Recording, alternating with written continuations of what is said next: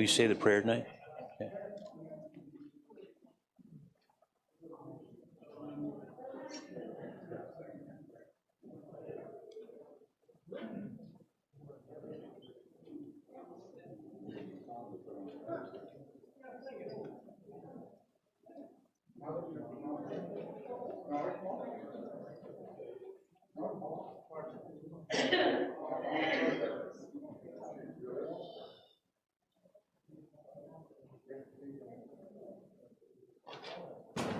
Lord.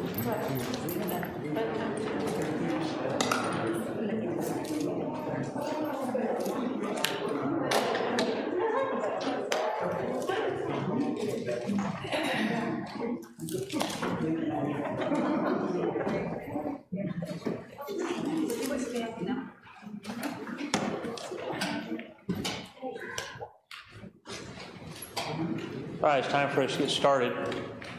Before we do so, Steve's going to lead us in a word of prayer.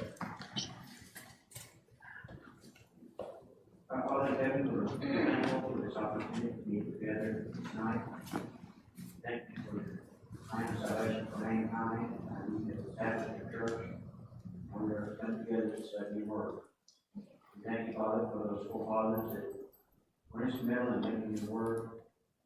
We pray that you be with our hearts and our minds tonight. Help us to discern the things that you taught us here. Help us to understand these things. Help us to see how it relates to our lives. Father, we ask that you bless us. Help us to have an increased faith. Help us always to look to you for all things in our lives. This is in Christ's name. Amen. All right. Last week we started talking about Balaam, and Balaam's kind of a conundrum to some people, because Balak sends for Balaam to come and curse Israel, because here's up to 3 million people on his border down in the valley near the Jordan, across from Jericho, and he's terrified. He's terrified because he thinks these people are going to wage war against him, what have you. So he wants Balaam to come and curse him. So he sends princes, and God says, "Don't go." And so he sends more princes with more money. And Balaam asks him again. And God says, "Go." And then so Balaam goes, and what does God try to do? Stop him. He tries to kill him, basically. He sends an angel to stand in the way. But fortunately for Balaam, he's got a donkey who can see the angel. And 3 times the donkey, he stops. He crushes his foot against the wall, then he goes off to the side of the field. And what's Balaam want to do? Balaam wants to basically kill the donkey. He pulls out his rod, and he starts beating the donkey. And then what's the donkey do? The donkey says, "Look, I've been faithful to you for all these years, right? And have I ever done this?" He says, "Yeah, you're going to beat me?" Balaam doesn't even miss a beat. He says, "If I had a sword in my hand, I'd kill you." Right? He doesn't even stop to realize the donkey's talking to him. And we commented that this is the only time in the scriptures that a non-human has spoken. The other time was the serpent, of course, in the garden who tempted Eve. And so here's 3 times this donkey saves Balaam's life. And God opens Balaam's eyes, he sees him, and God says, "If it hadn't been for that donkey, I surely would have killed him." In fact, it says there in verse 32, the angel of the Lord said to him, "Why have you struck your donkey these 3 times? Behold, I have come out to stand against you, because your way is perverse before me." Verse 34, it says, "And Balaam said to the angel of the Lord, I have sinned, for I did not know you stood in the way against me. Now therefore, if it displeases you, I will turn back." Then the angel of the Lord said to Balaam, "Go with the men, but only the word that I speak to you, that you shall speak." So Balaam went with the princes of Balak. Now, if God doesn't want him to go, why is he sending him now? Anybody have any idea? Tommy? I don't have Tommy raised his hand to tell us that he doesn't know. And in verse 20, God, before you left, God said, only the words that I speak to you shall you do. And then the verse you read, again, he repeats, you shall only speak the word which I tell you. Okay. So there seems to be at least a doubt, if not a conviction in God's mind, that Balaam's motivation is not to go and speak the words that God gives. Yeah, in fact, what does the New Testament say about Balaam and why he went? Anybody look that up? Well, I know what it says about it in Revelation. I don't know what you're looking for. But Revelation says, when he's talking about the church of Pergamos, he says, but I have a few things against you, because you have there those who hold the doctrine of Balaam, who taught Balak to put a stumbling block before the children of Israel to eat the things sacrificed to idols and commit sexual immorality. Okay, But this it's talking about Balaam. right, yeah, it's talking about Balaam. This is what Balaam did after his attempts to curse Israel didn't work. And I think that plays into what Tommy's getting at here as well. Take a look, if you will, at 2 Peter 2.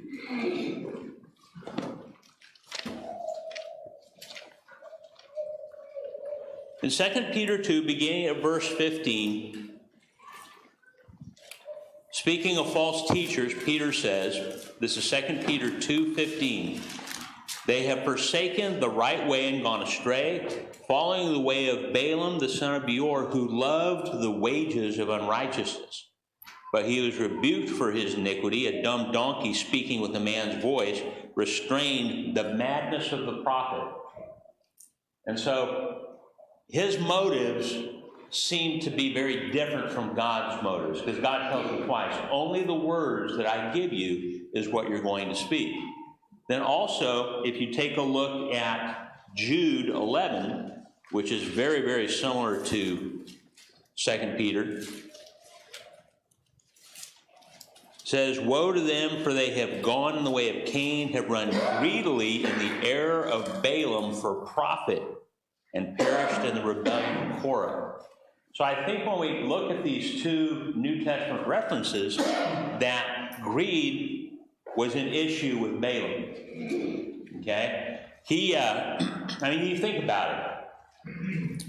You've got the princes from Balak, and they come with money, and he says, well, let me see what God says. And God says, no, don't go. So Balak, not wanting to be deterred, sends more money, more princes. And what should Balaam have done at that point? God said, don't go. But he went and asked God again. This sounds to me like Balaam wants to go. And God says, okay, you can go, but only the words that I put in your mouth. And I would imagine, and this is just pure speculation, that Balaam was thinking, that may not please Balak too much. And so we're going to look at chapters 23 and 24 here, where we have the prophecies that God gives Balaam. And how many times does Balaam try to curse Israel? I think 3 times. Okay, that number 3. How many times did the donkey save him? 3. How many times did he try to curse Israel? 3. Balak centers on, he says 3 times now. And it's like he's trying to curse him, and he goes to 3 different locations where he can't see him. He can see part of them. He can see all of them. And he has, every time he has Balak erect 7 altars, sacrifice 7 bulls and 7 rams, 21 in all. Okay, 42 animals. And when you read some Babylonian and Mesopotamian literature, it talks about when you're appealing to a god, not just God, but a god, that the best way to gain his favor is to erect 7 altars and offer 7 bulls and 7 rams. A bull and a ram, those are the most prized animals in any flock or any herd. They're the ones that keep the herds and the flocks going. Okay? And so, Tommy. I don't want to distract you, but somewhere along the line, I'd like to ask the question, what is the relationship that God has with this diviner? He's called over in Joshua, he's called a diviner, Mm-hmm. a man of divination, which makes him opposed to God, I would think. Is he or is he not a prophet of God? Okay? I do not think that he is. Okay? And we're going to see that as we go along. But I want you to notice that in, let's see.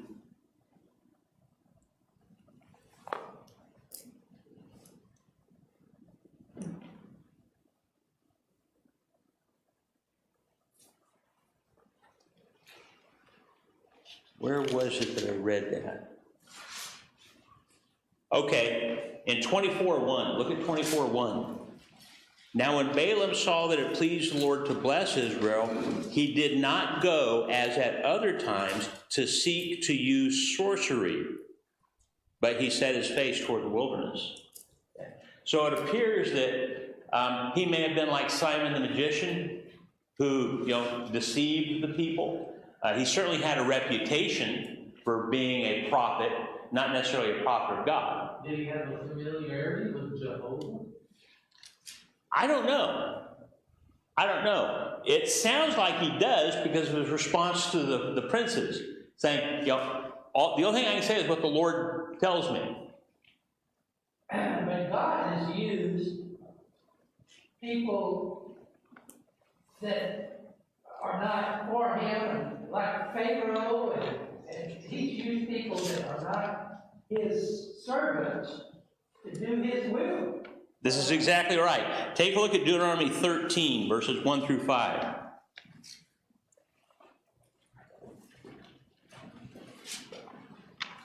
And this is eventually going to lead back to Stuart's reference last week about the man of God and the old prophet.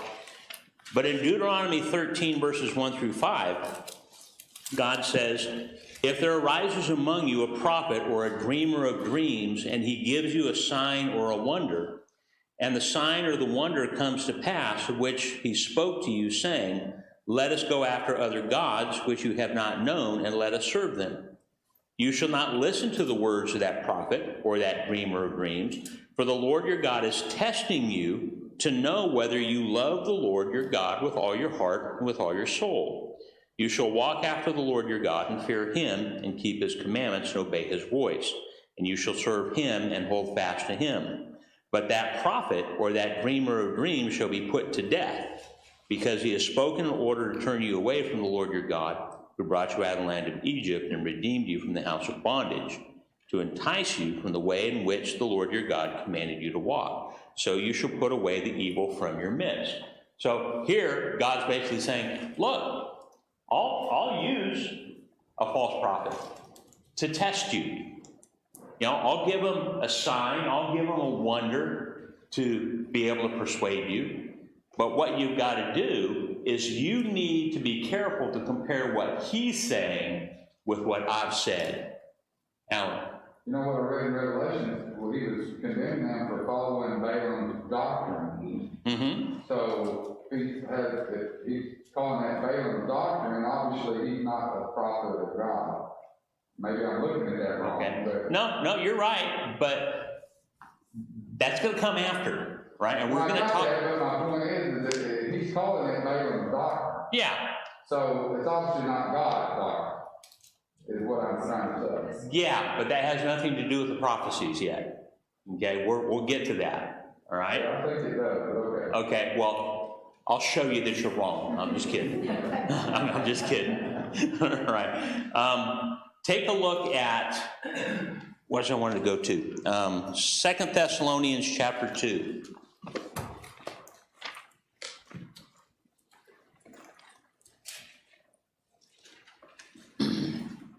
In 2 Thessalonians chapter 2, beginning in verse 9, Paul says, the coming of the lawless one is according to the working of Satan, with all power, signs, and lying wonders, and with all unrighteous deception among those who perish, because they did not receive the love of the truth, that they might be saved. And for this reason, God will send them a strong delusion that they should believe the lie, that they all may be condemned who did not believe the truth, but had pleasure in unrighteousness. Now, when I read that passage, it seems to indicate to me that, at least in the first century, God allowed false teachers to be very persuasive in order to test his people, and I guess to ensnare those who take no pleasure in the truth, but would rather believe the lie. Now, I believe that what we read in Deuteronomy 13, what we read in 2 Thessalonians chapter 2, has a bearing on what we read over in 1 Kings chapter 13. In 1 Kings chapter 13, there is a man of God, a prophet of God, who God instructs to go up and speak against the altar that Jeroboam has erected in his worship of the golden calves. And so he gives them the prophecy. Everything about this man of God just shines brilliantly. He's brave, he's courageous, he's bold, he's doing exactly what God says. Jeroboam says, please, restore my hand. He prays, God restores his hand.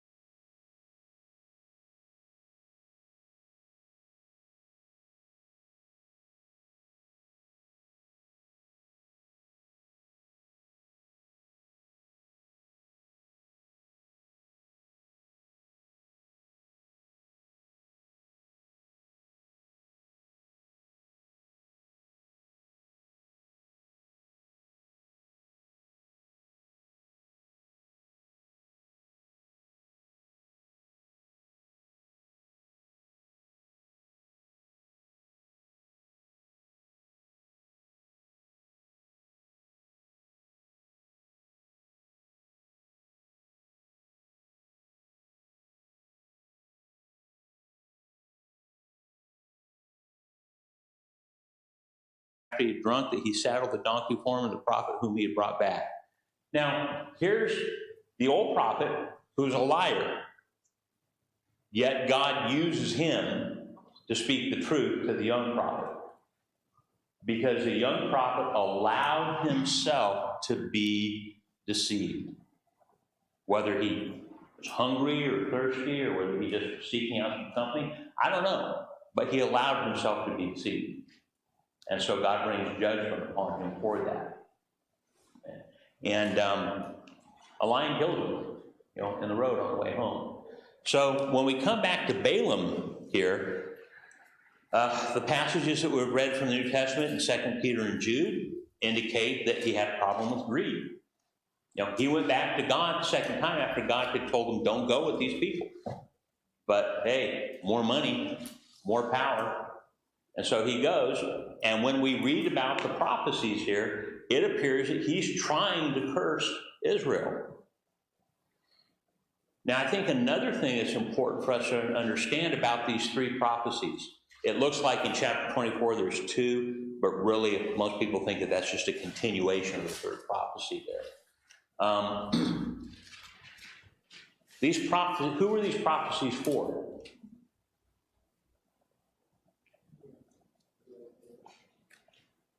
They were for Balak.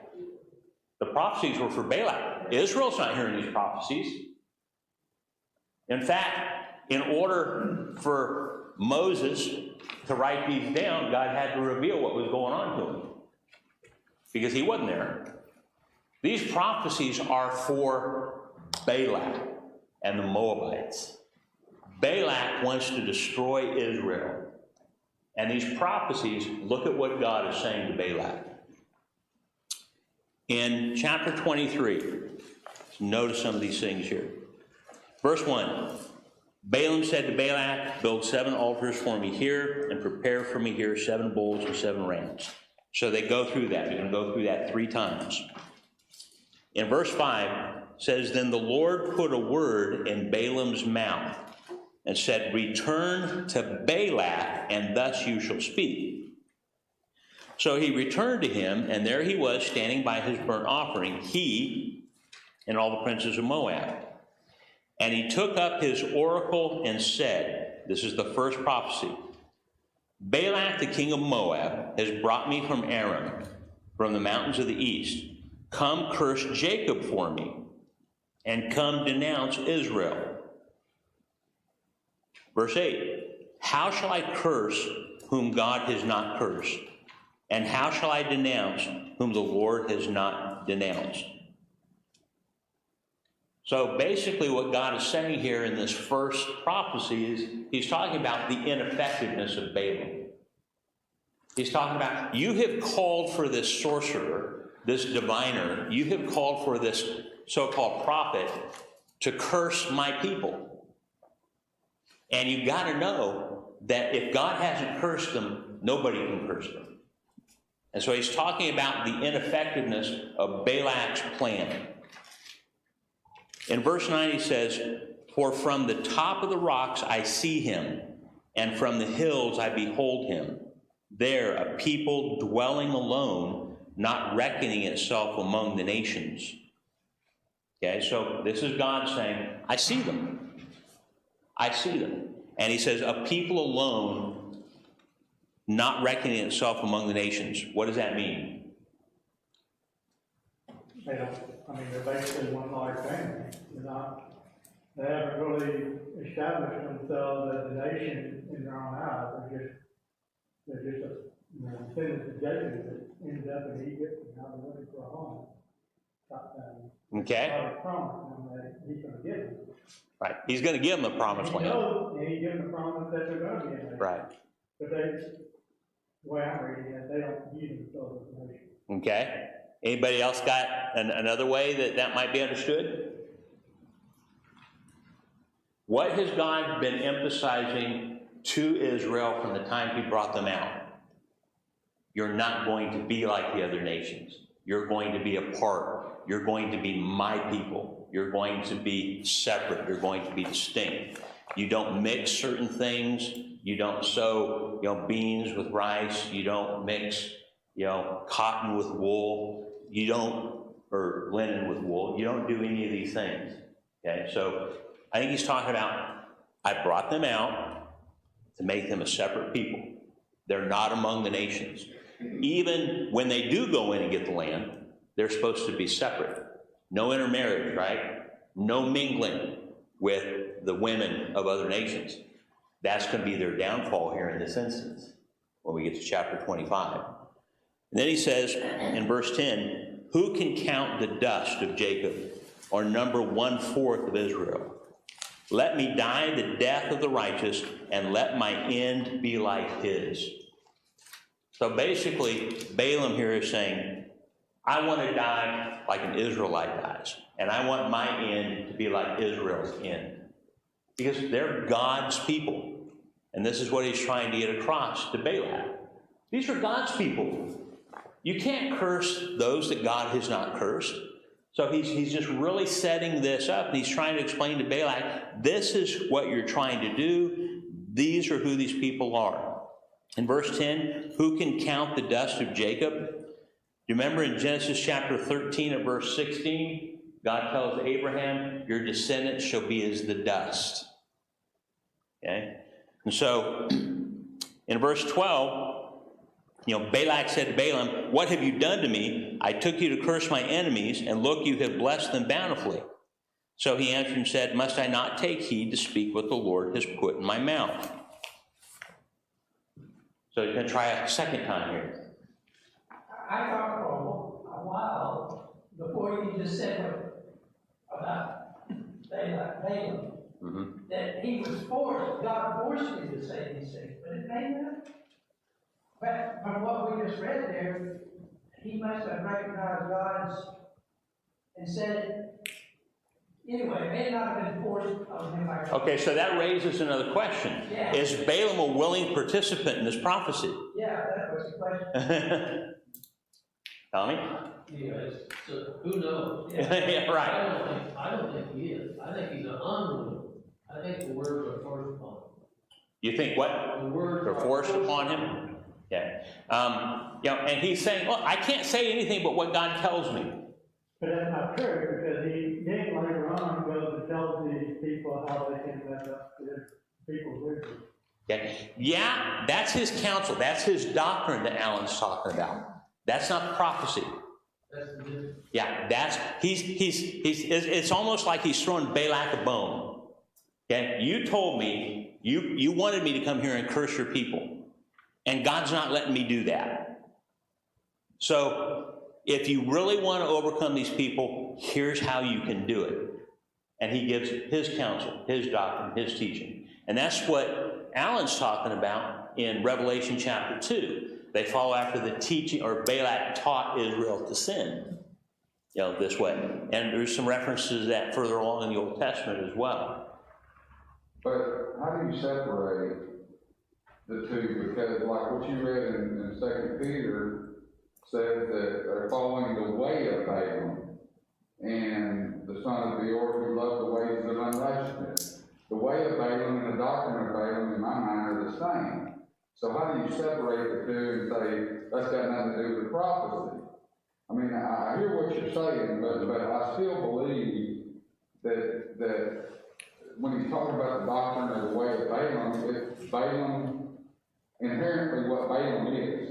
That's why I said I don't believe it's the prophet of God. Right. I'm not saying I'm right, I'm just saying that's what I believe. Yeah, I think the context of Jude and 2 Peter is talking about greed, talking about worldly desire. So the way of Balaam and the doctrine of Balaam are different? The doctrine of Balaam is not necessarily who Balaam is. It's not what Balaam is. In that instance, it's Balaam taught Balak, this is how you ensnare the Israelites.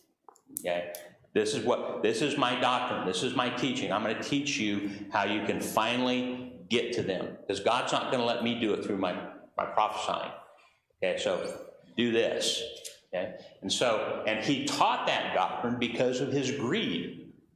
He apparently really wanted to appease Balak. He wanted to gain something from Balak. This is why God's trying to kill him. This is why it's such a problematic experience for Balaam.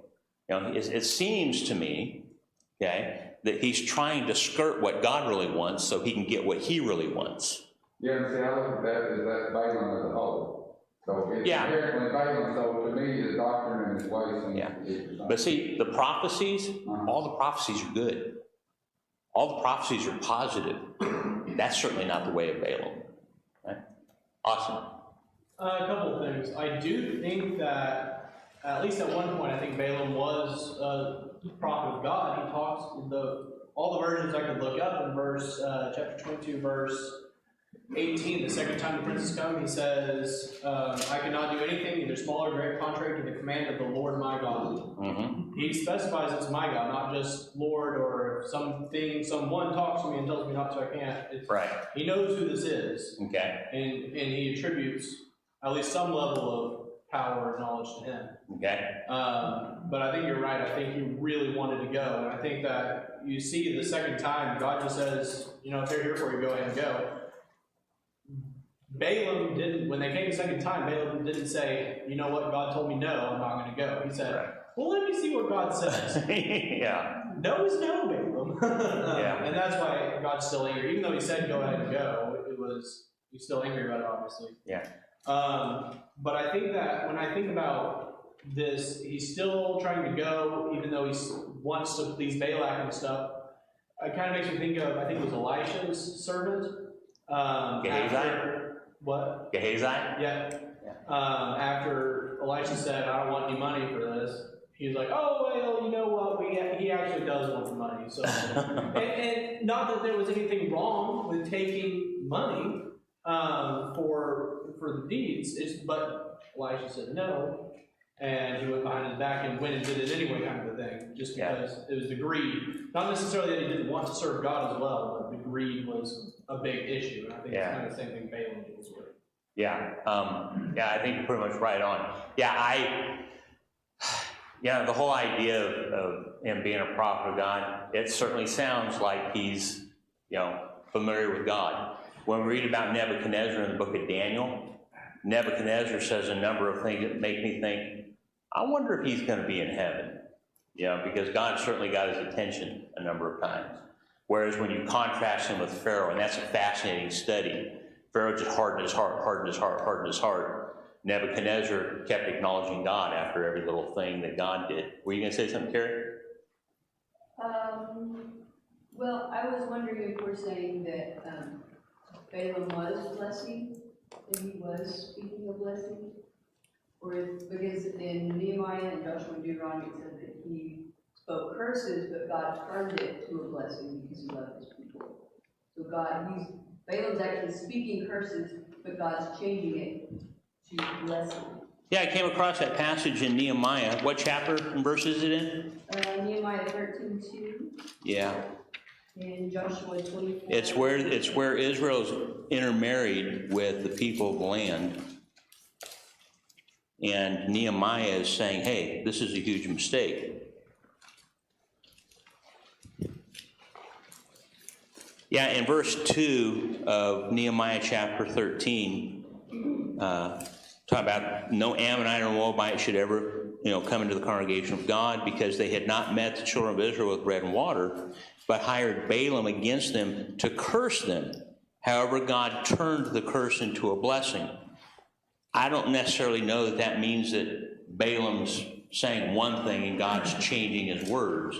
It's just that God gave him the words that he is going to speak. Go ahead. In Joshua it says, but I would not listen to Balaam. Indeed, he blessed you, so I delivered you out of his hand. Yeah. Whatever Balaam's saying, God's not listening.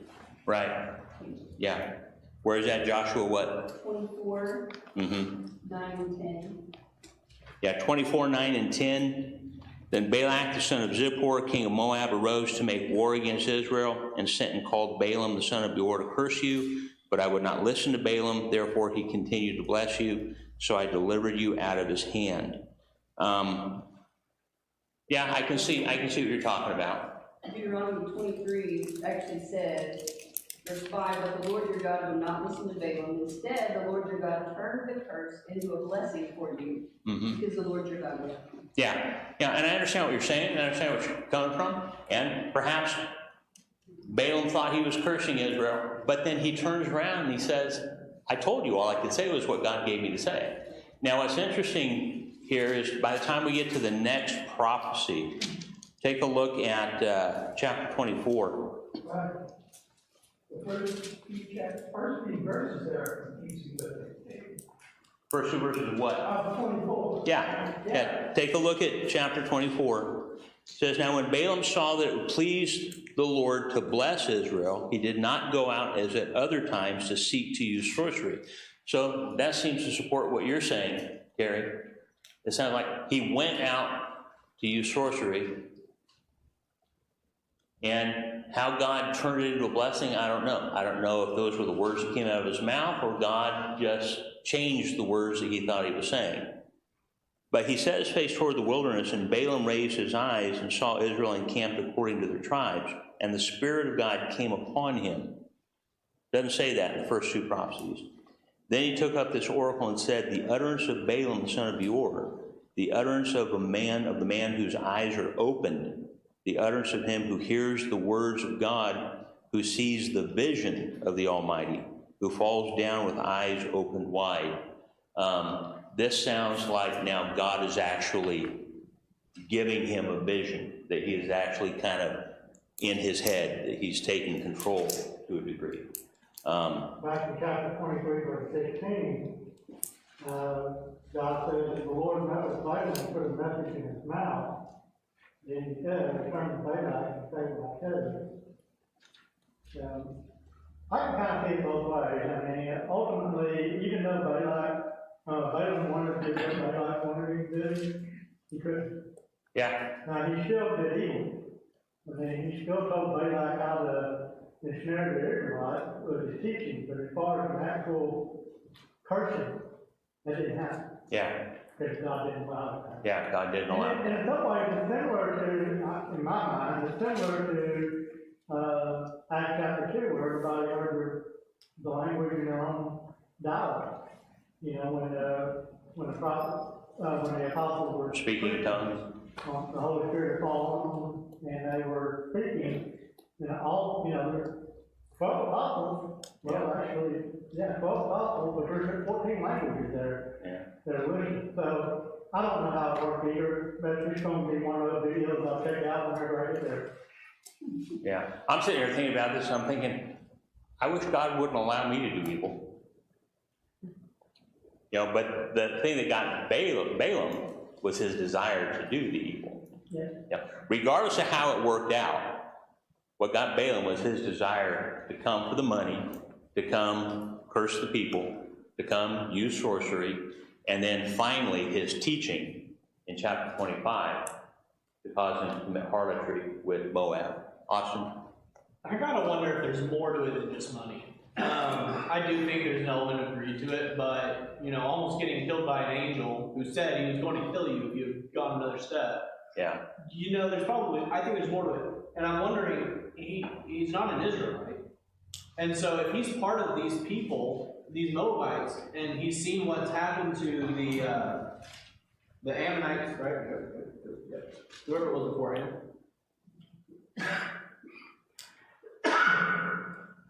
In any case, whoever it was beforehand and saw what happened to them, this could be him trying to curse them by pleading God to not get themselves overridden, kind of thing. And God said that he's blessing these people, but he's asking God not to. I think it's one of the reasons he might be trying to curse them. Yes, I think to an extent it's greed for the money that Balak has offered, but is part of it just trying to self-persevere himself? Oh, self-preservation? Yeah. If he's not part of the Israelites, and the Israelites have wiped out people before them, then... Yeah, there's a possibility. It's hard for us, and this is where we get into trouble sometimes. We try to say this is what he was thinking.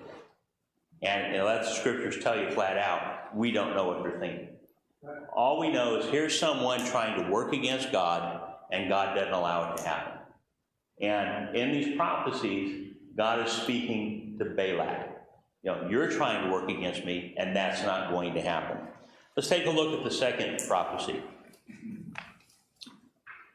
Again, in verse 16 of 23, it says, "And the Lord met Balaam and put a word in his mouth and said, Go back to Balak, and thus you shall speak. Then in verse 18, he took up his oracle and said, Rise up, Balak, and hear. Listen to me, son of Zippor. God is not a man that he should lie, nor a son of man that he should repent.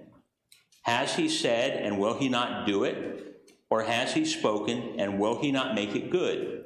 Behold, I have received a command to bless. He has blessed, and I cannot reverse it." So this is coming, these are the first words out of his mouth on Balak's second attempt.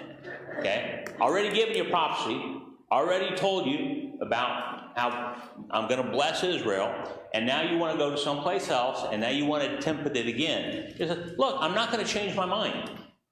That's basically what these verses are saying. God's not going to change his mind. And he's trying to get Balak to understand that. In verse 21, he says of Israel, he has not observed iniquity in Jacob, nor has he seen wickedness in Israel. The Lord his God is with him, and the shout of a king among them.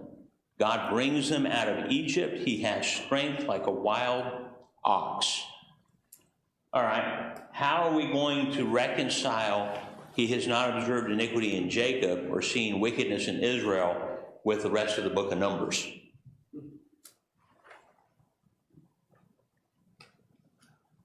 I mean, because in the book of Numbers, you got failure after failure after failure. You have got not only the sin of the people, but you've got the rebellion of Aaron and Moses themselves. Stuart. Well, the reconciliation in my mind is that God had chosen his people to be his people. Yeah. And he is not going to allow them to fail.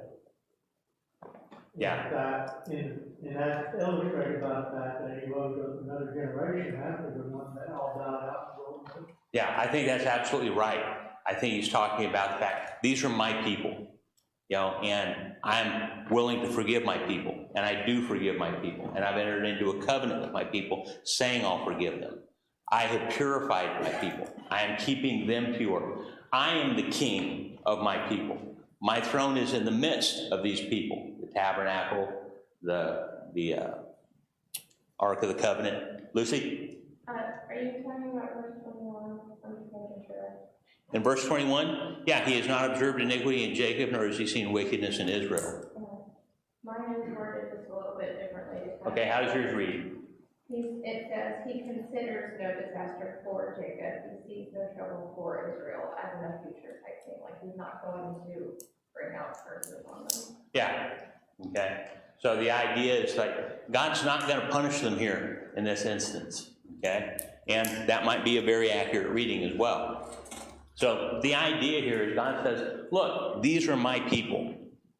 God brings them out of Egypt. Do you not understand what I've done? And all the people in the Middle East know about what God has done. Rahab confirms that when they go in to take Jericho. He has strength like a wild ox. Now, the he who has strength, is that Israel or is that God? Certainly God has displayed his strength over Egypt and over the people coming up so far. And he has displayed Israel's favor with him as well. So he's telling Balak, look, I'm not going to change my mind. I'm not going to curse these people. Look what I've done for these people. I have taken these people as my people. I've delivered them from Egypt. In verse 23, he says, for there is no sorcery against Jacob, nor is there any divination against Israel. It now must be said of Jacob and of Israel, oh, what God has done. Look, a people rises like a lioness and lifts itself up like a lion. It shall not lie down until it devours the prey and drinks the blood of the slain. So it's talking about the fierceness of Israel here. What is God going to do with Israel to the Canaanites? What has he done so far? I mean, he's going to completely destroy them and drive them out, and at least that's what they're supposed to. Okay? God is going to be with them, and this has got to really be making Balak nervous here. I'm not going to change my mind, but I want you to understand how fierce these people are, because I'm their God, and I'm with them. And so Balak here is really getting stressed. He says in verse 25, neither curse them at all, nor bless them at all. So Balaam answered and said to Balak, did I not tell you, saying, all the Lord speaks, that I must do? Second time. He's going to say it a third time. Then Balak said to Balaam, please come, I will take you to another place. Perhaps it will please God that you may curse them for me from there. So Balak took Balaam to the top of Peor that overlooks the wasteland. Then Balaam said to Balak, build for me here 7 altars and prepare for me 7 bulls and 7 rams. And Balak did as Balaam had said and offered a bull and a ram on every altar. Okay, third time's the charm with Balak. We'll do it here. Now when Balaam saw that it pleased the Lord to bless Israel, he did not go out at other times to seek to use sorcery. And again, Kerry makes a very good argument here. But he set his face toward the wilderness. And Balaam raised his eyes and saw Israel encamped according to their tribes, and the Spirit of God came upon him. And so now we have more of an utterance of Balaam, kind of like in the visions that the other prophets would see. And we start in verse 5. How lovely are your tents, O Jacob, your dwellings, O Israel, like valleys that stretch out, like gardens by the riverside, like aloes planted by the Lord, like cedars beside the waters. He shall pour water from his buckets, and his seed shall be in many waters. His king shall be higher than Agag, and his kingdom shall be exalted. Who's Agag? He is the king of the Amalekites. Remember how Saul was told to go and utterly destroy the Amalekites because how they harassed Israel when they're coming up out of Egypt? And of course, Saul failed at that. But Saul defeated the Amalekites. So the idea here is you've got a king who's probably not even born yet. In fact, he's not even born yet. Saul's not going to be on the throne for about another 400 years, right?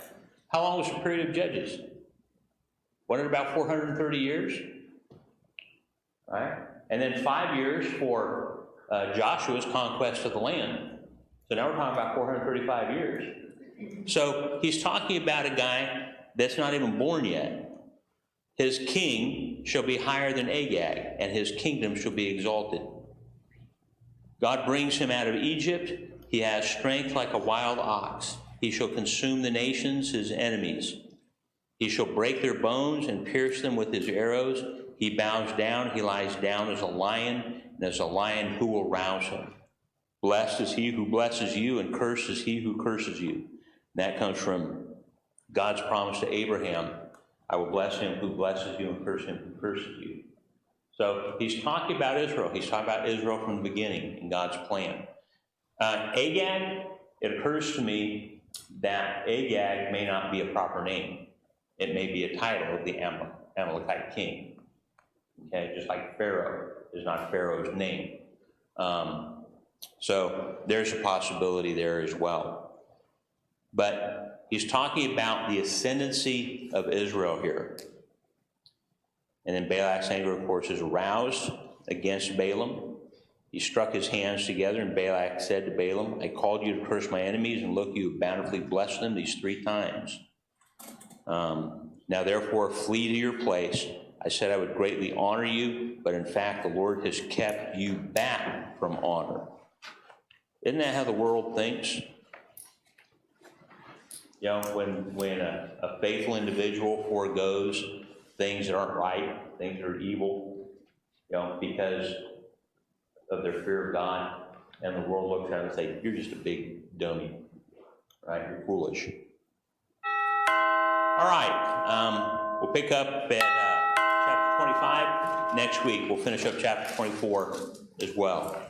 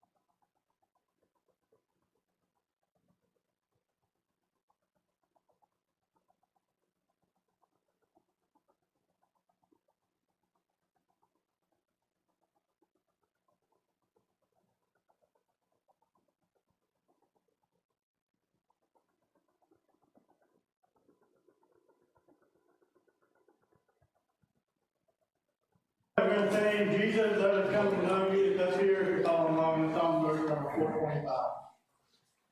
All in favor? Jesus, let our song do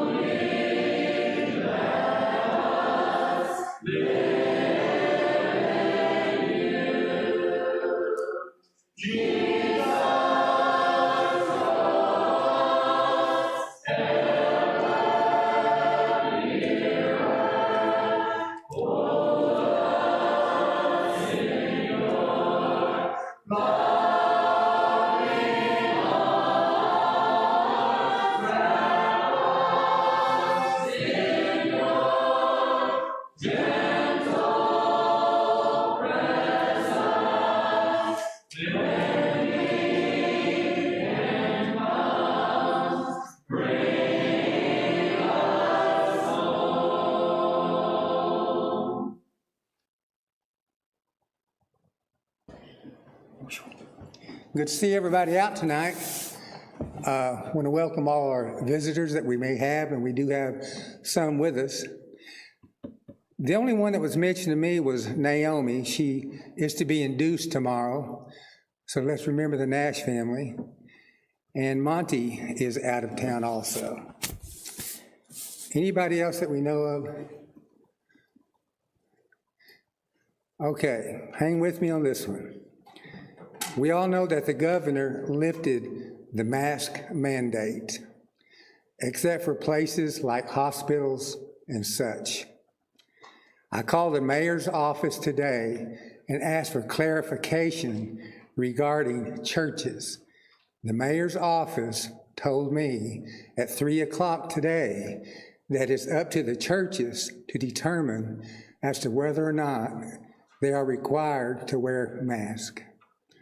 So we three have agreed that we will not require the wearing of masks, but if you feel that you need to wear a mask, then that's up to you. We do ask, however, that we all respect each other's decision so it does not become an issue within the congregation. And folks, if y'all have any questions about this, feel free to call the mayor's office. But that's what he told me today. That's what he told me today at 3 o'clock.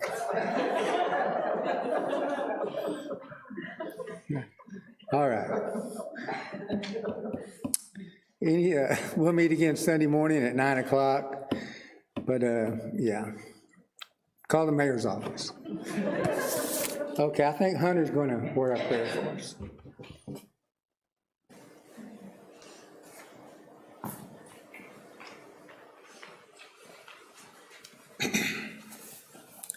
Please pray with me.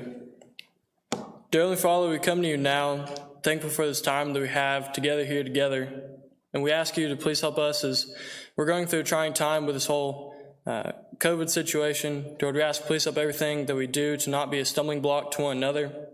Help it to give us a time to where we can come together as a congregation and have an idea of what we're going to do.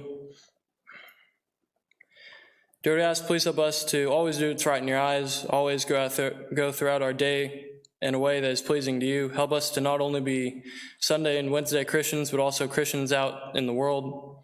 Lord, we ask please help us to take what we've learned here today and apply it to our lives. We thank you for this time that we have in the middle of the week to build each other up, and we ask please everything that we do here to not only build us up in the church, but also outside. And it's your son's name that we pray. Amen.